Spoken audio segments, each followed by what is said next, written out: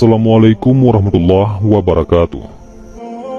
Nabi Muhammad SAW dilahirkan pada hari Senin pagi, tanggal 9 Rabiul Awal, tahun di mana pasukan gajah ingin merobohkan Ka'bah, bertepatan dengan tanggal 20 atau 22 April tahun 571 Masehi. Beliau SAW dilahirkan dari suku Quraisy, yaitu suku yang paling terhormat dan terpandang di tengah masyarakat Arab pada waktu itu. Dari suku Quraisy tersebut, beliau berasal dari Bani Hashim, yakni anak suku yang juga paling terhormat di tengah suku Quraisy. Rasulullah SAW lahir dalam keadaan yatim, karena ayah beliau, yakni Abdullah, telah wafat ketika ibu beliau Siti Aminah mengandung beliau dalam usia 2 bulan.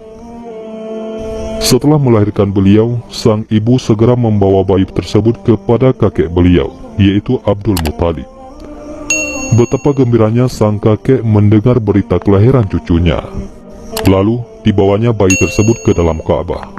Beliau berdoa kepada Allah dan bersyukur kepadanya. Anak tersebut kemudian diberi nama Muhammad, nama yang belum dikenal masyarakat Arab waktu itu. Lalu pada hari ke-7 setelah kelahiran, Rasulullah SAW dikhitan. Selain ibunya, Rasulullah SAW disusukan oleh Suwaibah, yakni budak Abu Lahab. Kemudian, sebagaimana adat kebiasaan masyarakat perkotaan waktu itu, ibu beliau mencari wanita pedesaan untuk menyusui putranya. Maka terpilihlah seorang wanita yang bernama Halimah binti Abi Zu'aim dari suku Sa'ad bin Bakar, yang kemudian lebih dikenal dengan panggilan Halimah As-Sa'diyah. Sesungguhnya, atas kehendak Allah jualah hingga Halimah As-Sa'diyah menyusui Rasulullah SAW ketika kecil. Sebab ketika pertama kali ditawarkan untuk menyusuinya, Halimah terasa enggan menerimanya. Karena Nabi Muhammad SAW adalah anak yatim yang tidak dapat diharapkan imbalan materi yang layak darinya. Akan tetapi, ketika tidak didapatkan lagi bayi lain untuk disusui, maka Halimah pun menerima bayi Muhammad untuk disusui di perkampungan Bani Sa'ad.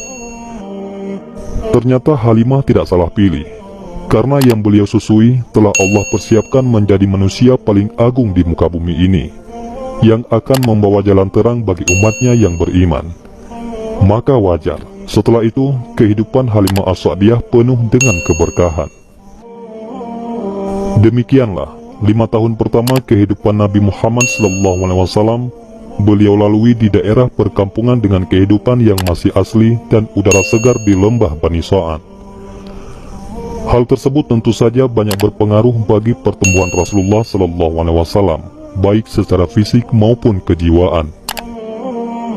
Pada saat Rasulullah SAW berusia 5 tahun, dan saat beliau masih dalam perawatan Halimah As-Sa'diyah di perkampungan Bani Sa'ad, terjadilah peristiwa besar yang sekaligus menunjukkan tanda-tanda kenabiannya kelak. Peristiwa tersebut dikenal dengan istilah pembelahan dada. Suatu hari, ketika Rasulullah SAW bermain bersama teman-temannya, tiba-tiba datanglah malaikat Jibril alaihissalam menghampiri dan menyergapnya.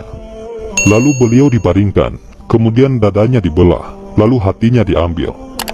Selanjutnya dikeluarkan segumpal darah darinya. Kemudian malaikat Jibril berkata, "Inilah bagian setan yang ada padamu." Kemudian hati tersebut dicuci di bejana emas dengan air Zam-Zam. Setelah itu dikembalikan ke tempat semula. Sementara itu, teman-teman sepermainannya melaporkan kejadian tersebut kepada Halimah seraya berkata, "Muhammad dibunuh, Muhammad dibunuh." Maka mereka bergegas menghampiri tempat Rasulullah SAW semula.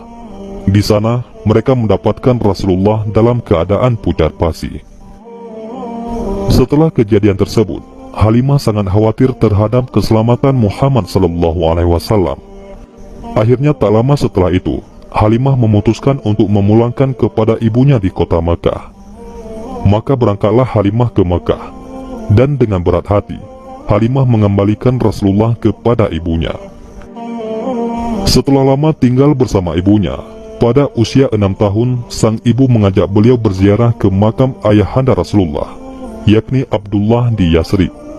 Maka berangkatlah mereka keluar dari kota Makkah, menempuh perjalanan sepanjang 500 km, ditemani oleh Ummu Aiman dan dibiayai oleh Abdul Muthalib. Di tempat tujuan, mereka menetap selama sebulan. Setelah itu mereka kembali pulang ke Mekah. Namun, di tengah perjalanan, ibu beliau, yakni Siti Aminah, menderita sakit dan akhirnya wafat di perkampungan Abwa yang terletak antara kota Mekah dan Madinah. Sang kakek, yaitu Abdul Muthalib, sangat iba terhadap cucunya yang sudah yatim piatu di usianya yang masih dini.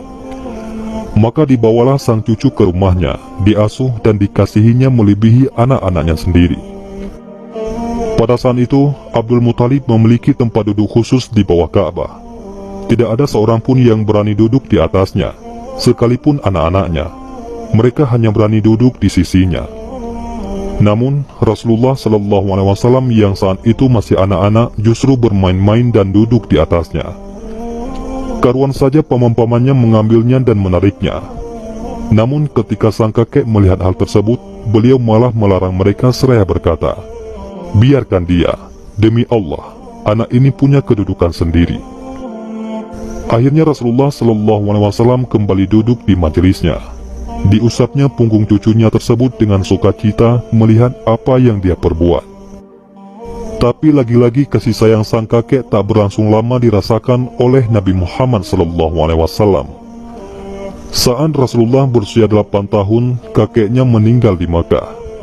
Namun sebelum wafat, Abdul Muthalib sempat berpesan agar cucunya tersebut dirawat oleh paman dari pihak ayahnya, yakni Abu Thalib.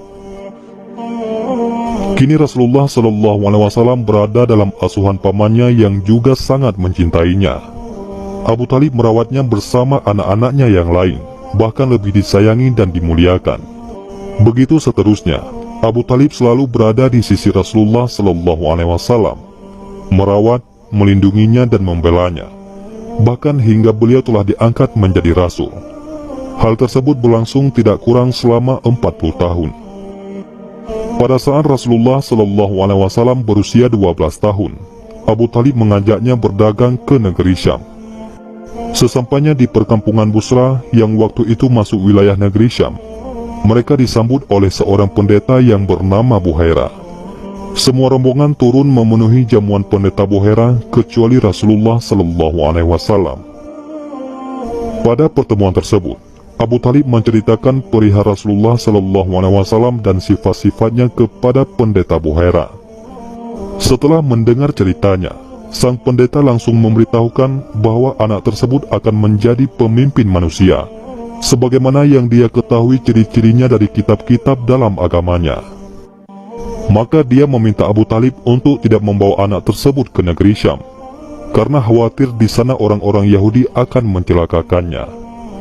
Akhirnya Abu Thalib memerintahkan anak buahnya untuk membawa pulang kembali Rasulullah SAW ke Mekah. Pada usia 15 tahun, Rasulullah SAW ikut serta dalam perang Fijar yang terjadi antara suku Quraisy yang bersekutu dengan Bani Kinanah melawan suku Qais Ailan. Peperangan dimenangkan oleh suku Quraisy.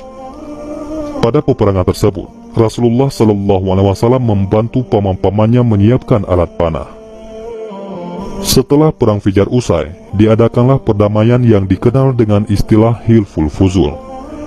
Disepakati pada bulan Zulkaidah yang termasuk bulan haram di rumah Abdullah bin Jud'an At-Taimi.